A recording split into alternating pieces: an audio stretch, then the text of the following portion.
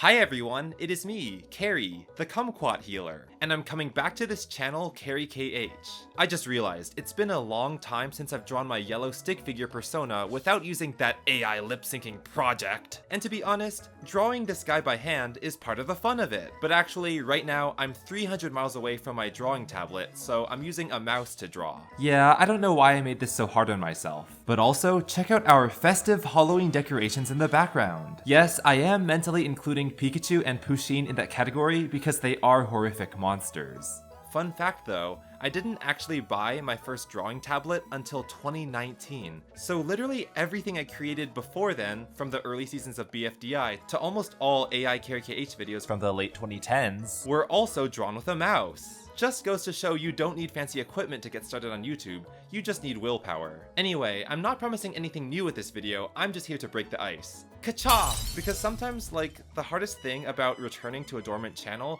is just sort of unthawing it. So that's what I'm doing. If you want to know what I'm up to now, I've been out of college for about 2 years now. I dropped out of my master's at Stanford in 2021 when I realized I hate homework. And recently I realized, out of school, it's so easy to go months without coding if I get busy with other stuff, like helping a team create basically an hour of animation a month. But you know me, I've always loved programming ever since I made my first Flash game in 2009, so it would be a real shame if I let that all go to waste. As such, here's hoping this video can be a start of a trend of my enthusiasm for coding returning. I don't want this video to go completely without any thought-provoking content though, so how about I show you a very simple yet cool coding trick. Last month, I coded this 3D animation for the episode BFDIA 7, which involves essentially Pokemon cards, one of each BFDI character. I used Processing 3 to create this, not like Blender, so I just have text code generating nearly everything in this animation. Unlike Blender, there's no graphical user interface, which maybe I'm making this hard on myself, but whatever. At the beginning of the animation, there's this initial explosion outward, and during that, I wanted each card to spin at a random speed around a random axis, so it all looks organic and natural. Now, processing includes the functions rotate X, rotate Y, and rotate Z, which allow you to rotate objects around the Cartesian grid lines. That's alright, but it's not random enough. When I was a younger coder, I'd probably just try stacking random rotation velocities to all three, which looks lol crazy random, but it's still not good because it won't guarantee that the card will ever come back to face the camera head on and right side up, which it has to by the end, because I want the text to be as readable as possible. Basically, there shouldn't be any angular momentum in the z-axis. I don't want my cards to be turning like lazy Susans. So how can I make them spin around seemingly any axis, but always have them come back to face the camera head on and right side up after every rotation? Simple.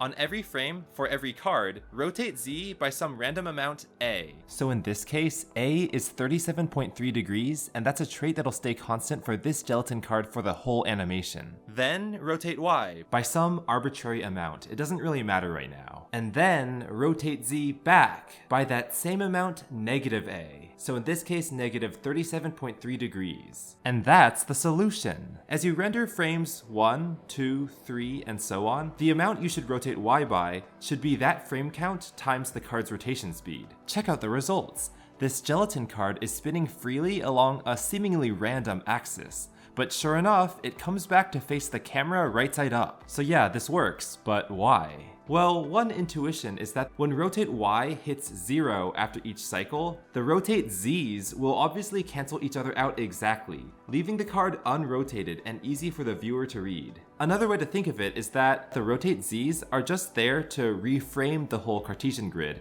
kind of like a change of basis, so that rotate Y can do anything it wants to. So that's it. Rotate Z by a constant amount, then rotate Y by a changing amount, then rotate Z back by that same constant amount. Combine that all together in one matrix transformation, and it's a brain-dead solution that's really fast to think up and type. See, there it is. It's only 3 lines of code. By the way, I used the same technique when rotating the orange speaker box, except instead of using RNG to decide the rotation amounts, I use multiples of the golden ratio, 1.61803, since it's the most irrational number, and guarantees that nearby iterations never overlap too closely. And, some of my real-life friends know that I really like this number and maybe use it too much, but that's a story for another time. So that's the trick. Some of you experienced coders might think it's basic, but I probably wouldn't be able to think of it back in 2011 when I first started using processing. So I figured I'd share it with you, my audience, in case you need it and it's your first time encountering this way of thinking. Anyway,